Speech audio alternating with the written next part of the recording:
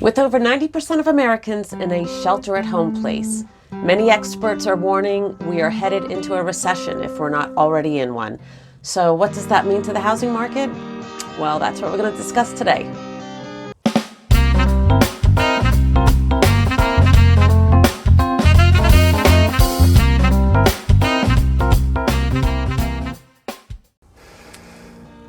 Hi, if this is our first time meeting, I'm Suzanne Gilson, Realtor down the shore with Century 21 Alliance.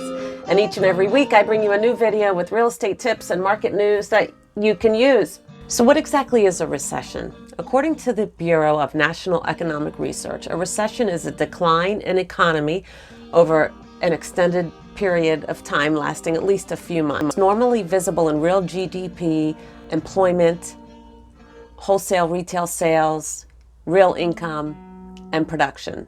So I have to admit, I don't watch a lot of cable news, but I do get my information and news from real estate blog posts, mortgage lender blog posts, and podcasts and other internet sources. And one of the guys I follow is Steve Harney from Keeping Current Matters, and he has a great analogy regarding the economy and the real estate market that we're in right now. First of all, this housing market is nothing like the housing bubble of 2007, 8, and 9.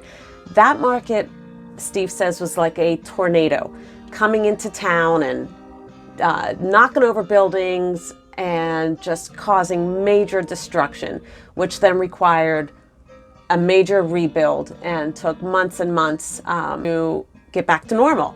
Whereas this market is more like a snowstorm. It has snowed 6 feet. And it's still snowing. Once it ends and the snow melts, our infrastructure will still be intact. Here's another analogy. Consider the real estate market a VCR. Back in 2008, it was if someone hit it with a sledgehammer, breaking it to pieces. It needed to be totally rebuilt, including the wiring and the electronics.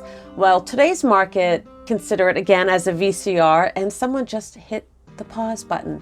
So as soon as the play button can be hit, we can get back to work without having to restructure the VCR. The forecasts from Goldman Sachs, JP Morgan, and Morgan Stanley all say the same thing. We're in for a wild ride for the next 90 days, the second quarter, but then we're also in for a wild ride for the rest of the year.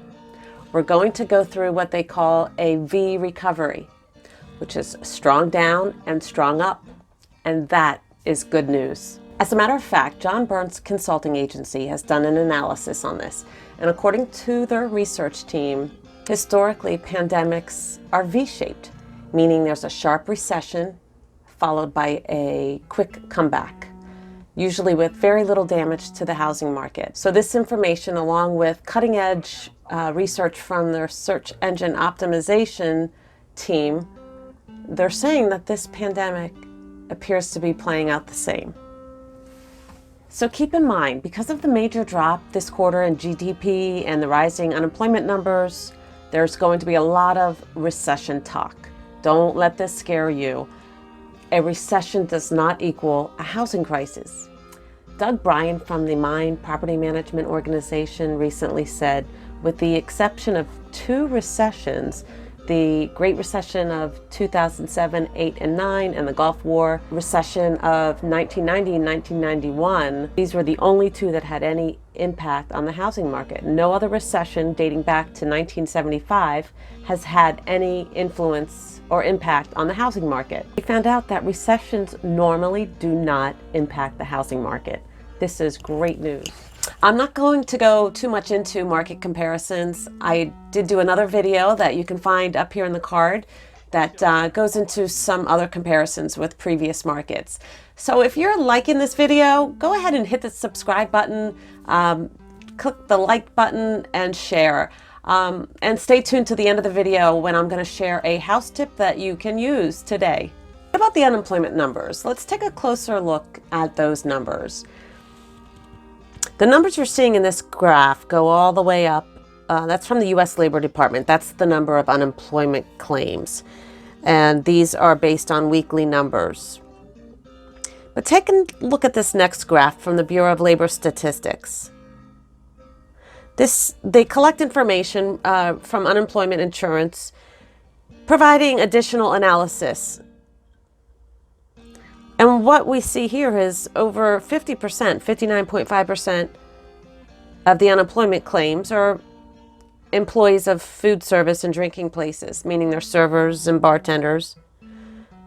So the idea is when the restaurants open back up, all of these employees should go back to work immediately. And when you look at the other sectors as well, those industries too should be put right back into work once we bounce back out of this V-type recession that we're in. I'm not suggesting we're just going to coast through this without any bumps and bruises, but when you take a look a little further and consider projections from Goldman Sachs and JP Morgan with historical data, it does look hopeful for home sale prices. Take a look at this graph going all the way back to 1989. You can see there's no direct relationship between the unemployment rate and the number of houses sold. Look at early in the 1990s, the unemployment rate went up to 7.5%. Home sales continued to increase. In the early 2000s, the unemployment rate went up to 6%. And guess what? Home sales continued to increase somewhat dramatically. Then the third one, when the housing crash occurred between 2007 and 2009, the unemployment rate did shoot up to 9.6%. And yes, home sale prices fell. So a lot of that had to do with the banks pretty much shutting down, and getting a loan was very, very hard. From the data and the reports that I read from Keeping Current Matters and Mortgage Daily News, I am very optimistic about the real estate market in the third and fourth quarter of 2020. Of course, first and foremost, we need to continue to stay strong and well, take care of ourselves and our families. But if buying a home or selling a home was something that you were considering this year, absolutely continue working towards that. I myself and my husband, we're going to sell our investment property. So what we've done is, like everyone else, just hit the pause button. We are making some repairs, making some minor improvements, and going to be ready to go on the market within a week or two. And I have buyers that continue to call me on my listing on Dory Drive. And above is a link to the Dory Drive video that you can check out. So yes, people are still active in the market and ready to act when we get out of this. A home tip of the day. Did you know that you can hire your own insurance appraiser when you have damage to the house? My clients called me yesterday morning and informed me that they need a new roof on a house that we're selling and supposed to be going to closing in a couple weeks.